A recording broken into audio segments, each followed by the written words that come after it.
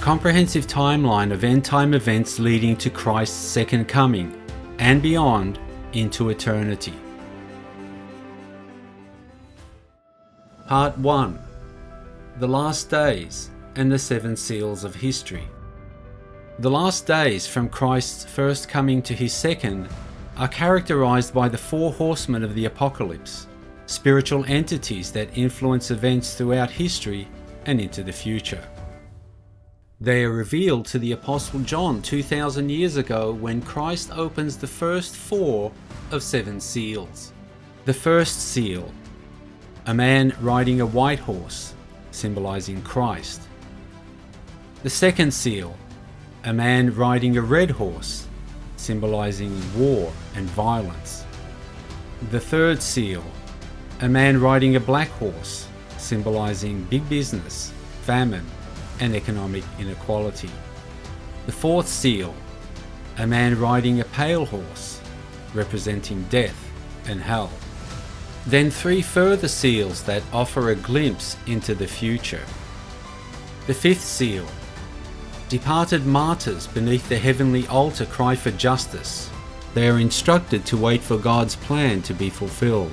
The sixth seal, a preview of events to occur at Christ's return. Cosmic disturbances, a great earthquake, terror of the wicked at the wrath of God. And the seventh seal, 7 tribulation trumpets sounded during the last 3.5 years, known as the Great Tribulation. Part 2. Signs of the End Time, the present time. Deception by false Christs and false prophets. Wars and rumours of wars. Famines. Pestilences. Earthquakes. Persecution and martyrdom of Christians. Lawlessness. Deteriorating human behaviour and attitudes. The gospel preached in all the world.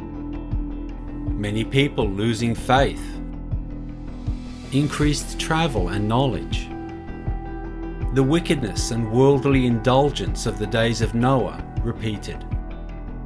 Widespread fear. Part 3.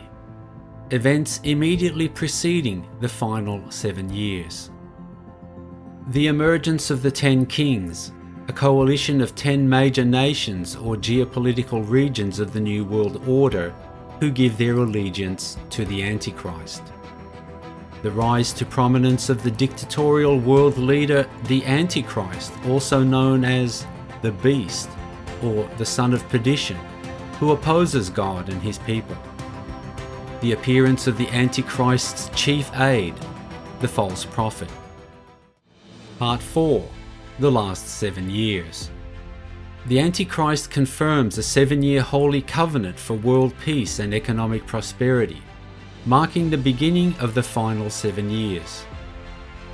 The establishment of a third Jewish temple in Jerusalem and the resumption of ancient daily sacrifices for sin in the temple. The first half of the last 7 years brings relative peace, stability, and religious freedom to the world. The Antichrist receives a fatal wound and recovers. Part 5. The Great Tribulation. In the midst of the 7 years, the Satan-possessed Antichrist seizes control. He breaks the Holy Covenant, marking the beginning of the Great Tribulation. Antichrist forces invade Israel, and he begins to rule the world from Jerusalem. The Antichrist outlaws the daily sacrifice and all other religious practice. The abomination of desolation, also known as the image of the beast, is placed in the Jewish temple. The Antichrist sits in the temple as if he is God and demands worship. 144,000 of God's elite servants are spiritually sealed for anointing and protection. The miracle-working 2 witnesses begin their prophetic ministry. The number 666 associated mark of the beast economic system is enforced. Those who refuse the mark cannot buy or sell. The Antichrist persecutes the church and all others who oppose him. Believers become outcasts. Many flee to the wilderness where they are protected and nourished by God throughout the tribulation. Those who truly know God will be strong, perform great exploits, and instruct many, but many will be killed. Babylon the whore, the great and blasphemous merchant city, is destroyed by the 10 kings. The first 6 of 7 tribulation trumpets are sounded, unleashing God's judgments upon the wicked. Some or all may be symbolic. The first trumpet, hail and fire mixed with blood. 1/3 of trees burnt up. The grass burnt. The second trumpet, a great burning mountain is cast into the sea. 1/3 of the sea turns to blood. 1/3 of sea creatures die. 1/3 of ships are destroyed. The third trumpet, a star called wormwood falls from heaven, turning 1/3 of the fresh waters of the earth bitter. Many die of the polluted waters. The fourth trumpet, 1/3 part of the sun, moon and stars are darkened. The fifth trumpet, hybrid locusts from the bottomless pit torment the unsealed for 5 months. The sixth trumpet, 200 million horsemen kill 1/3 of humanity. At the end of the Great Tribulation, the 2 witnesses are killed by the beast's forces and are resurrected after 3.5 days, on the day of the coming of the Lord. Part 6. The seventh trumpet, Christ's return and the rapture. The seventh trumpet sounds. Christ returns in the clouds on the last day. The saved, both alive and departed, are raptured to meet him in the air.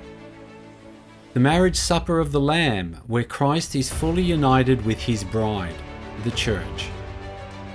The judgment seat of Christ, where the saints are judged by their works and rewarded accordingly.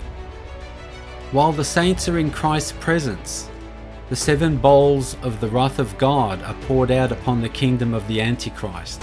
Some or all may be symbolic. The first bowl, grievous sores upon those who received the mark of the beast and worshipped his image. The second bowl, the sea turns to blood, causing all sea creatures to die. The third bowl, rivers and fountains turn to blood. The fourth bowl, the sun scorches the unrepentant, blaspheming wicked.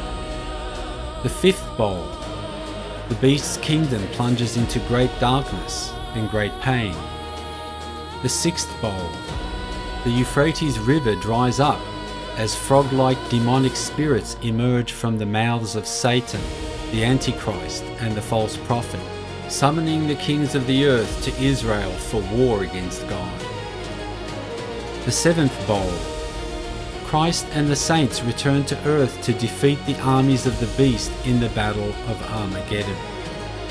The Antichrist and the false prophet are cast alive into the lake of fire. Satan is bound in the bottomless pit for 1,000 years. Part 7. The Millennium and Eternity. Christ reigns on the earth for 1,000 years of peace and plenty. At the end of the millennium, Satan is released from his prison. He deceives the nations once more, gathering them for battle against the saints. The battle of Gog and Magog, where Christ devours Satan's forces with fire. The same fire consumes and renews the polluted atmospheric heavens and the surface of the earth, replacing them with a new creation. Satan is cast into the lake of fire. The great white throne judgment of the unsaved.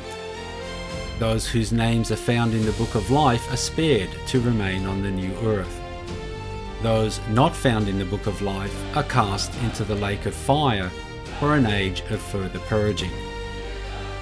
The heavenly city, New Jerusalem, the majestic, eternal home of the saved, descends to earth. The saved spend eternity with the Lord in the heavenly city, where there is no more curse and no more death, sorrow, crying, or pain. There are troublesome times ahead for humanity, but you can come under the force field of God's care and protection and enjoy the happy ending of eternal life in heaven if you receive Jesus into your heart. You can do this by sincerely praying the following prayer. Repeat after me. Jesus, I believe that you are the Son of the living God. Please come into my heart. Please forgive my sins and give me eternal life. Help me to love you and others. In Jesus' name I pray, Amen. You can download the Endtime timeline poster and access other informative Endtime resources in the description below.